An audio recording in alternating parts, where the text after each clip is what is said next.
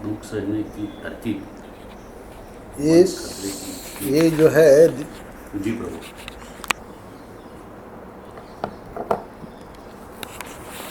मेरा तो चालू है साहब, चलने दो। 17 दिसंबर आनंद रस रत्नाकर। ये जो 17 दिसंबर का पृष्ठ है, एक छोटी सी पतली सी किताब पुस्तक है महाराष्ट्र की, आनंद वार्ता। और उद्धव व्रजगमन तो मोटी है, आपने भेजी थी राघव के लिए उद्धव व्रजगमन। तो उद्धव व्रजगमन से भी कुछ है प्रसंग और आनंद वार्ता से कुछ प्रसंग है। 4 छोटे छोटे प्रसंग हैं 17 दिसंबर में। सबसे पहले हम ले रहे हैं पहला प्रसंग, गुरु कृपा। शीर्षक है गुरु कृपा। तो गुरु कृपा में परम पूज्य महाराज श्री एक बहुत ही अद्भुत जो सच्ची घटना है उसका वर्णन कर रहे हैं। श्री बल्लभाचार्य जी महाराज एक बार ब्रज की यात्रा कर रहे थे। अच्छा, उस यात्रा में क्या है, शिष्य लोग तो सब साथ में थे ही, और एक कोई है ना नया शिष्य बना था, है ना, तो वो भी साथ में था। तो बल्लभाचार्य जी सब शिष्य जानते थे कि भाई हमारे गुरुजी हैं, जहाँ भी उनको लगेगा कि भाई कोई पवित्र स्थान है वहाँ आचमन जरूर करते हैं। तो कोई बीच में खड्डा सा दिखा तो वहीं बैठ गए बल्लभाचार्य जी महाराज। शिष्य लोग भी फिर गुरुजी के जैसे, है ना, स्वयं भी करते थे। तो उन्होंने जाकर झट जल लिया, अपने सिर पर डाला और आचमन किया। तो अब वो जो नया सेवक था तो उसने क्या किया कि उसने देखा कि वो जो तालाब जैसा ही था पर बड़ा ही गंदा था। तो उस तालाब की वो स्थिति देख के और उसमें हमारे गुरुजी ने इस प्रकार आचमन और, है ना, ये किया, तो उससे रहा नहीं गया। तो बोला, महाराज ये कौन सा तीर्थ है ना, पूरा जल भी नहीं है, ये तो कीचड़ है ना, जो पानी है सो भी गंदा गंदा दिख रहा है, ये भी कोई तीर्थ है? यानी यहाँ भी कोई आचमन करना चाहिए। तो देखिए वो नया था बेचारा, और शिष्य को तो पता था कि भाई हमारे गुरु महाराज सिद्ध हैं और इनको सब पता लगता है कौन तीर्थ है कौन क्या है, पर ये नए लोग तो होते ही हैं ऐसे। तो कहते हैं कि आचार्य महाप्रभु ने क्रोध की लीला की और उसकी गर्दन पकड़कर, है ना, वो जो तालाब था उसमें डाल दिया। अब देखो क्या लीला हुई।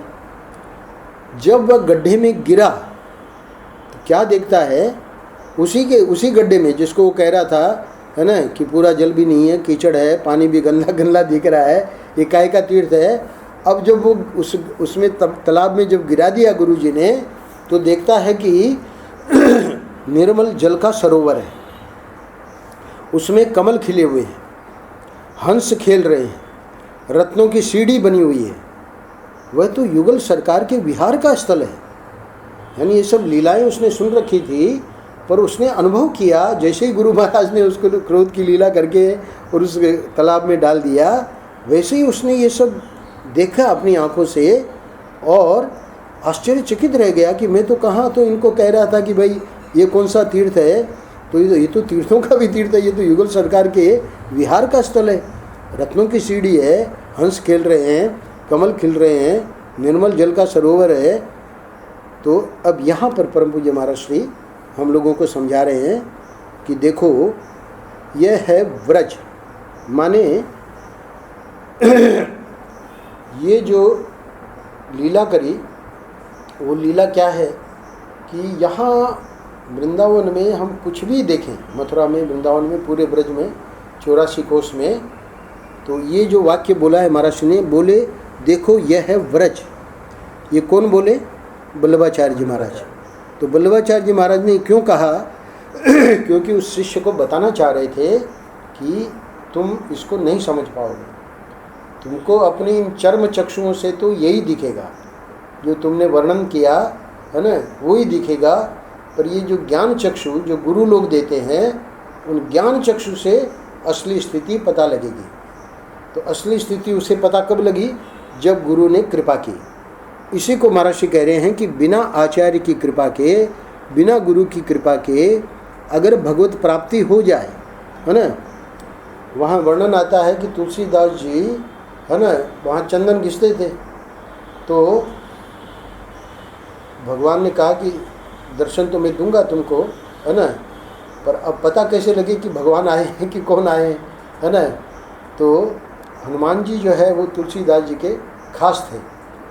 बल्कि तुलसीदास जी पे एक बनाया है सीरियल, उसमें ये दिखाया है कि वहाँ से वैकुंठ से ये हुआ कि हनुमान जी हमेशा तुलसीदास जी की रक्षा करेंगे। जहाँ भी जो भी आपत्ति तुलसीदास जी पे आती थी, हनुमान जी वहाँ किसी न किसी रूप में रहते थे। तो यहाँ अब उनको ये तो पता लग गया कि आज ठाकुर जी दर्शन देंगे। चित्रकूट में थे वो, मंदाकिनी का तट है ना, नदी का, पवित्र नदी, और अपना चंदन घिस रहे थे। उतने में ठाकुर जी आ गए। तो अब इनको तो पता ही नहीं है कि ठाकुर जी हैं। तो वो कह रहे हैं कि भाई सब लोगों को चंदन, है ना। तो वो भी ठाकुर जी भी उनसे कह रहे हैं कि भाई हमको भी चंदन दे। तब फिर हनुमान जी वहाँ पेड़ पर से बोले, चित्रकूट के घाट पर भई संतन की भीड़, तुलसीदास चंदन घिसे तिलक दे तरंगी। तो वहाँ हनुमान जी ने संकेत किया कि तुलसीदास जी जागो, अब तक तो यात्री आके आपसे तिलक ले रहे थे, अब तो स्वयं भगवान आ गए हैं, है ना। तो कह रहे हैं कि जब गुरु कृपा, ये हनुमान जी गुरु के रूप में ही थे तुलसीदास जी के, तो बोले आचार्य की कृपा के बिना, गुरु की कृपा के बिना अगर भगवत प्राप्ति हो जाए, है ना, भगवान स्वयं दर्शन भी दे दें, तो उसका भी मज़ा नहीं आता है।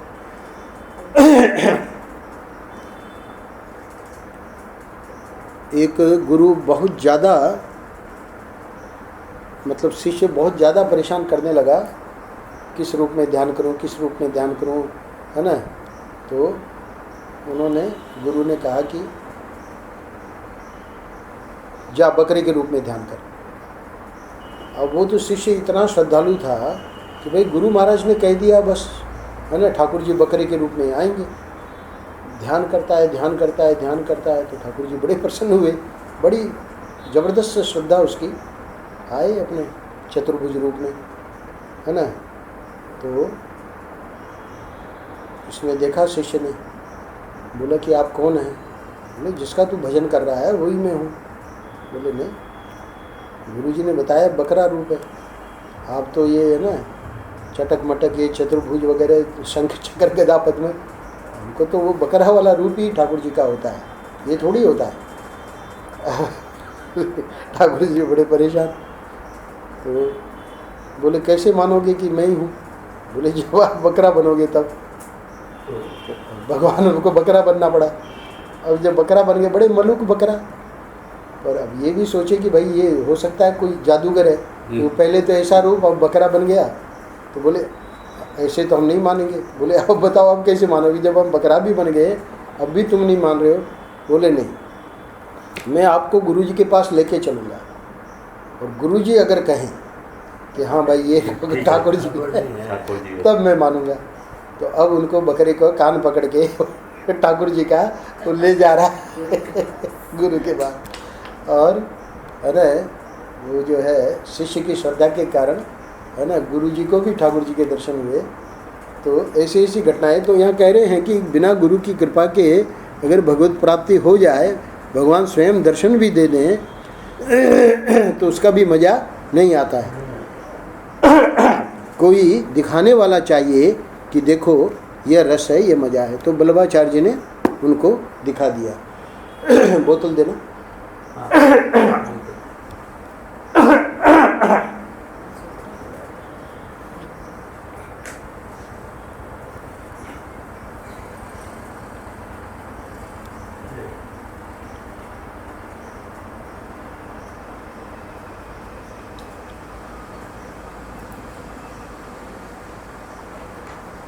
तो इस प्रकार गुरु कृपा पर 17 दिसंबर में ये एक प्रसंग हमने पूरा किया।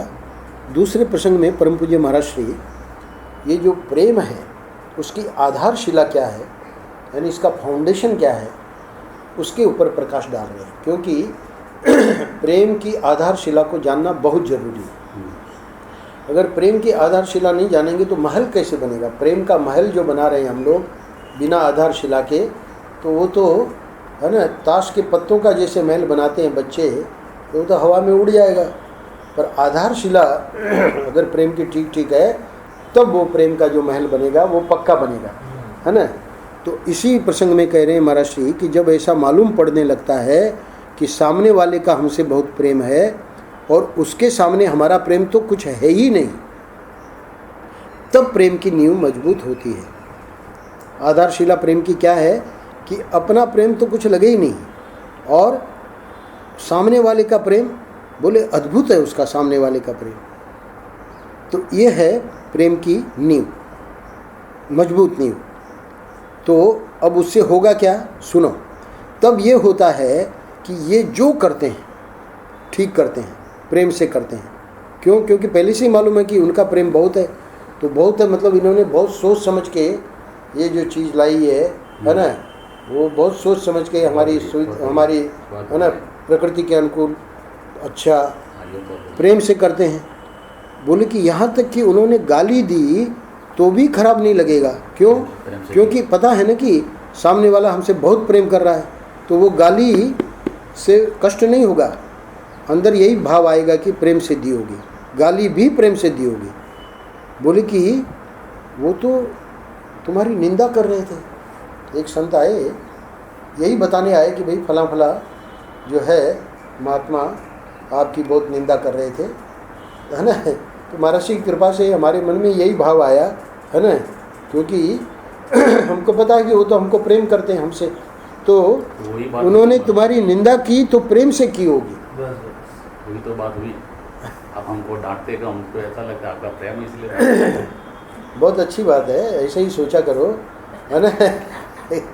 पर तो वो बेचारा उसको कहना पड़ा कि आज अपना ब्लड प्रेशर देख लेना, है ना, क्योंकि इस बार तो मैं आ गया, पर अगर इसी प्रकार ब्लड प्रेशर रहा तो मैं आने वाला नहीं हूँ। तो ये जो है मेरे स्टेटमेंट में इसमें एक ने ये एग्जाम्पल क्यों दिया? ये क्या है कि नारद जी से बड़ा कोई भक्त नहीं है, और नारद जी ने भगवान से मांगा कि हमको आप अपना रूप दे दीजिए ताकि विश्व मोहिनी से हमारी शादी हो जाए। भगवान को लगा कि ये भजन करता है, इसको है ना शादी वादी में तो बेचारा फंस जाएगा, तो उनको बंदर का रूप दिया।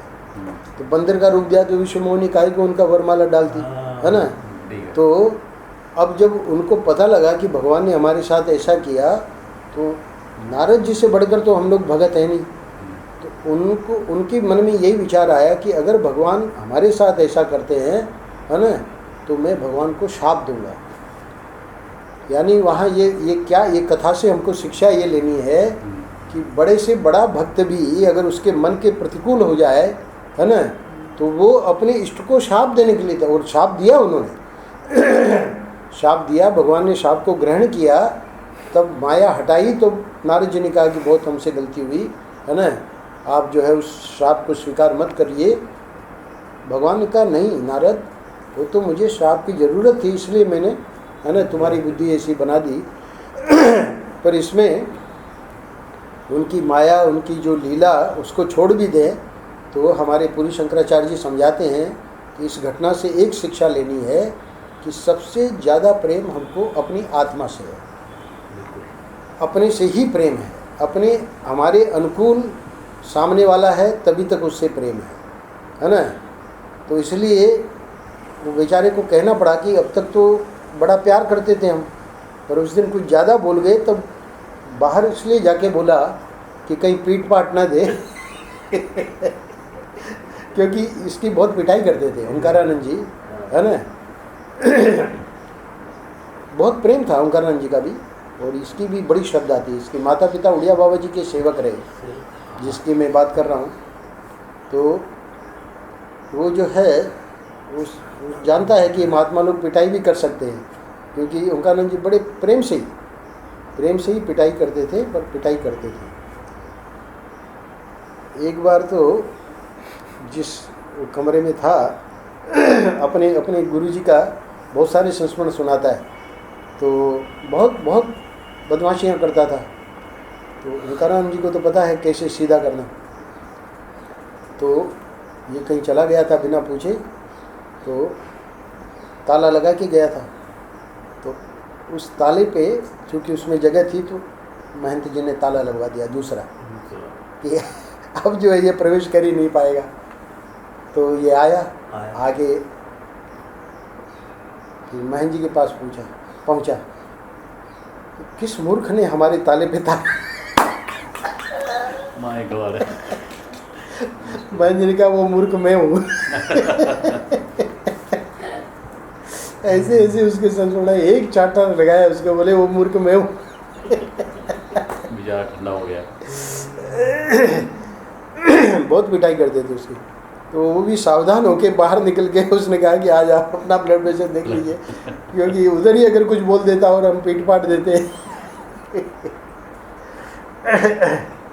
तो ये जो है याज्ञवल्क्य ने मैत्रेय को बताया कि प्रेम जो है अपने से ही होता है, और जब तक अपने अनुकूल है तब तक वो चलता रहता है।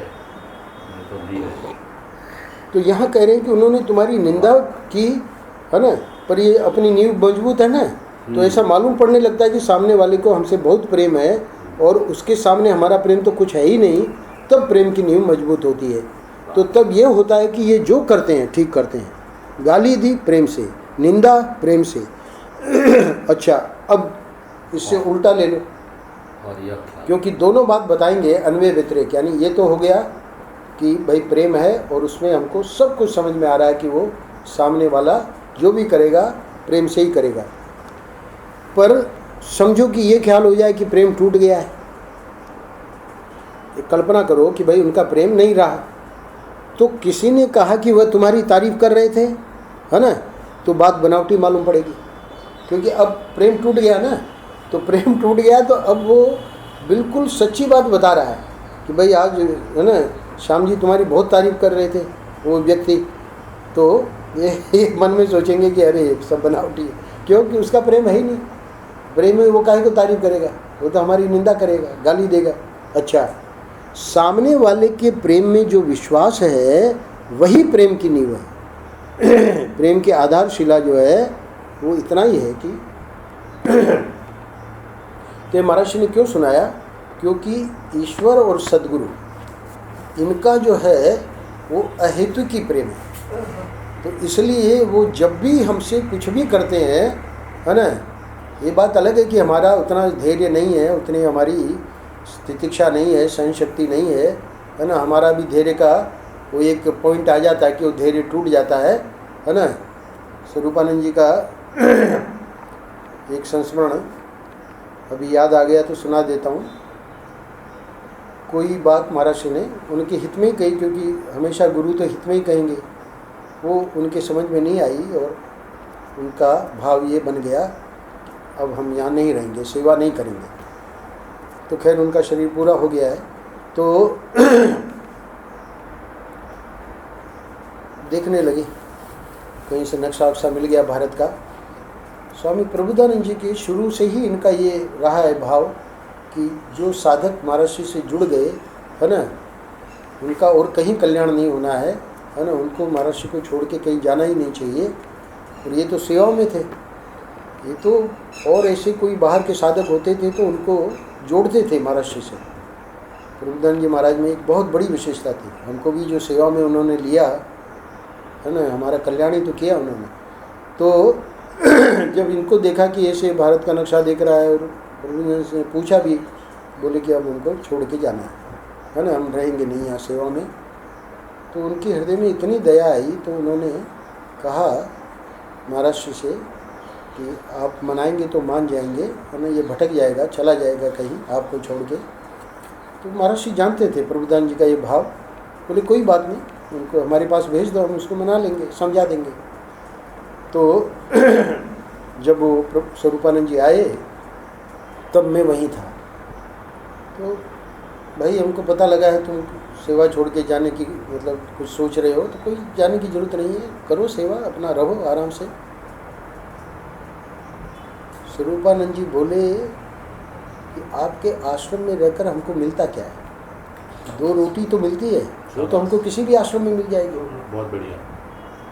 तो कहने का मतलब यह है कि ये जो मैत्रेय ने, याज्ञवल्क्य ने मैत्रेय को कहा कि प्रेम अपने से ही होता है ना, हर एक की वो सीमा होती है धैर्य की। उनका धैर्य टूटा हुआ था, तो टूटा हुआ तो अब जैसे है ना गुरु के सामने ऐसे बोल रहे हैं। तो गुरु और ईश्वर जो है जब तक हमको ये बात नहीं, ये प्रेम की आधारशिला क्यों समझा रहे हैं महाराज श्री, जब ऐसा मालूम पड़ने लगता है कि सामने वाले का हमसे बहुत प्रेम है, कौन, सदगुरु और ईश्वर, और उसके सामने हमारा प्रेम तो कुछ है ही नहीं, ये भी पक्की बात है, तब प्रेम की नींव मजबूत होती है। अब देखिए, अब ये होता है कि वो जो करेंगे ठीक करते हैं, गाली दी प्रेम से, निंदा की प्रेम से, हो गया ना, और प्रेम टूट गया तो प्रेम वहाँ से तो टूटना ही नहीं है ना, इधर से ही टूटता है प्रेम, तो इधर से टूटता है तो देखिए उसका क्या विस्फोट होता है ना।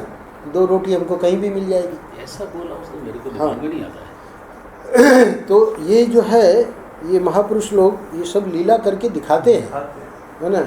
ये सब संस्मरण इसलिए है कि इससे हम लोग कुछ सीखें कि अगर हमने जान लिया कि भाई सदगुरु का और ईश्वर का प्रेम जो है ना, वही असली प्रेम है, तो हमको कुछ भी पता लगे, हमको यही समझ में आएगा कि नहीं, तो वो हमारे लिए प्रेम से कर रहे हैं।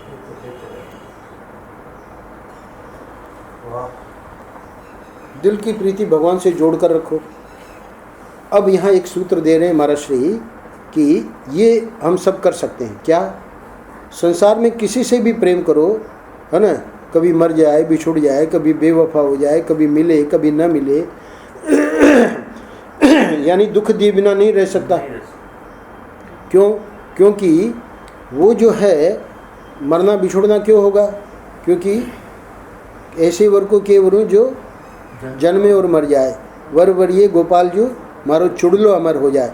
तो इसलिए संसार का प्रेम में तो यही मरना बिछुड़ना, बेवफा, कभी मिले कभी न मिले, तो दुख जरूर रहेगा। ये तो बात मतलब सबके अनुभव की बता दी महाराज ने। अगली बात में हमको बता रहे हैं करना क्या है। व्यवहार संसार का सब करो, पुत्र से पुत्र की तरह, पति से पति की तरह, पिता से पिता की तरह, लेकिन अपने दिल की जो प्रीति है वह भगवान से जोड़कर रखो, फिर कभी दुख नहीं होगा। तो इतनी अगर बात समझ में आ गई तो ये जो संसार का व्यवहार है ये बिल्कुल अभिनय है, ये बिल्कुल इसका ना नाटक है। बाकी जो दिल की प्रीति है वो तो भगवान से ही जोड़ो। हम लोगों की गलती क्या है कि दिल की प्रीति भी जुड़ी हुई है संसार में, और ठाकुर जी के प्रति भी थोड़ी सी प्रीति दे रखी है, तो उससे नहीं चलेगा। क्यों? क्योंकि ये अव्यभिचारिणी भक्ति इनको चाहिए। ठाकुर जी की ये विशेषता है, उनको ये जो हम लोगों ने कुछ परसेंट ठाकुर जी को और कुछ परसेंट संसार को दे रखा है, वो उनको पसंद नहीं है। तो इसमें होता क्या है श्याम जी, हंसी की बात नहीं है, बहुत गंभीर बात है कि होता क्या है कि ठाकुर जी क्यों अव्यभिचारिणी भक्ति चाहते हैं? अव्यभिचारिणी भक्ति इसलिए चाहते हैं कि अगर ठाकुर जी से हमने ये प्रेम कर लिया तो ठाकुर जी के प्रेम में सबका प्रेम ऑटोमेटिक आ गया, अलग से कोई प्रेम करने की जरूरत नहीं पड़ी। पर ये मूर्ख व्यक्ति नहीं समझ पाता कि क्यों वो अव्यभिचारिणी भक्ति मांगते हैं। अब देखिए महात्माओं का क्या है, उन्होंने हाँ अव्यभिचार नहीं, व्यभिचार नहीं होना चाहिए। हम लोगों का व्यभिचार होता रहता है। सदगुरु से भी प्रेम है, फलाने से भी प्रेम है, इनसे भी प्रेम है, उनसे भी प्रेम है, कुछ नहीं। सदगुरु से प्रेम है। सदगुरु तो व्यापक है ना, सदगुरु कोई व्यक्ति थोड़ी है, वो तो तत्व है, वो तो ब्रह्म है ना। सदगुरु से प्रेम है मतलब हमारा सबसे प्रेम है। तो ये बात जो है समझाने के लिए समझा रहे हैं, पर हम लोगों की भेद बुद्धि बनी हुई है, तो इसलिए वो परसेंटेज जो बना के रख रखा है हमने, और उसी में हम लोग ये आगे नहीं बढ़ पाते। क्यों? क्योंकि वो तो दुख दिए बिना रहेगा नहीं। जो परसेंटेज हमने बना रखे हैं वो तो दुख का ही परसेंटेज है ना। सुख का परसेंटेज जो 100% बनाना था वहाँ बनाने को हम तैयार नहीं हैं। क्यों? क्योंकि अभी पूरी श्रद्धा नहीं है, विश्वास नहीं है ना। भाई श्यामानंद सरस्वती बन गए, कौन देगा हमको सुबह उपमा, है ना, सुबह इडली, सुबह ये जो ब्रेकफास्ट। अरे भाई जो घर छोड़ के आके बैठा है उसको जब मिल रहा है तो तुमको क्यों नहीं मिलेगा, है ना। हम भी तो घर छोड़ के आके बैठे हैं, तो हमको ठाकुर जी दे रहे हैं कि नहीं, रचना थोड़ी दे रही है। इसीलिए महाराज ने हमको करेक्ट किया जब हमने वो लिस्ट बनाई, कि भाई ये जो है इस सेठ के यहाँ से आया है राशन, बोले हमारे यहाँ किसी सेठ के यहाँ से कुछ नहीं आता, हमारे यहाँ सीधे ठाकुर जी के यहाँ से आता है। क्या बात है, है? तो चलो टिकट कैंसिल करा दे आज की। हाँ।